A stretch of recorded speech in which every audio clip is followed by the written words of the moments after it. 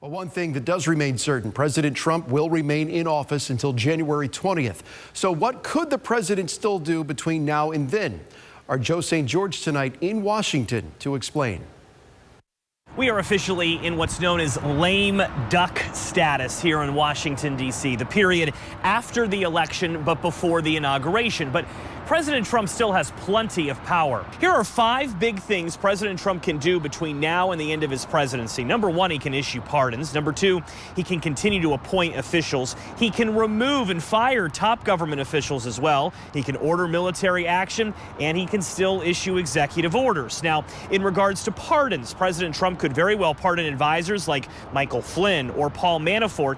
He could also try to preemptively pardon members of his own family as ongoing investigations are still being conducted in places like New York. President Trump can also appoint individuals to top posts that President-elect Joe Biden won't be able to undo. For instance, it appears President Trump will get his pick for a top job at the Federal Reserve. Judy Sheldon, a former informal advisor to the Trump campaign, is expected to be confirmed by the Senate before Trump leaves office. This post has the power to influence your interest rates on your savings account or mortgage for years to come. And then there is the power President Trump has in firing people. He has already fired Secretary of Defense Mark Esper since the election. He could fire the FBI director next. As for executive orders, President Trump still has the power, and he may use it to direct COVID funds to certain areas. But as soon as he takes office, President-elect Joe Biden would also have the power to issue executive orders, and he could make any President Trump executive order null and void.